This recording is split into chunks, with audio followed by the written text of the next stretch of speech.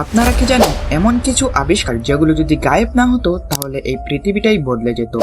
Number 1, 1995 সালে Stanley মেয়ার নামের একজন ব্যক্তি এমন একটা গাড়ি আবিষ্কার করেন যেটা আমাদের পেট্রোলের চিন্তা কমিয়ে দিত।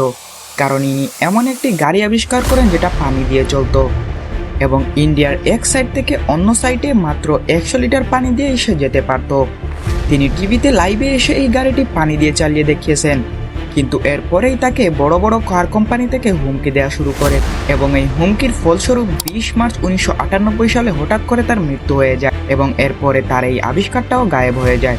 নাম্বার 2, যদি এই আবিষ্কারটা থাকতো তাহলে মানুষ 100 সাল আগে বসবাস করত। আমি কথা বলছি ওয়্যারলেস ইলেকট্রিসিটির ব্যাপারে, যেটা 1905 সালে নিকোলা টেসলা আবিষ্কার করেন।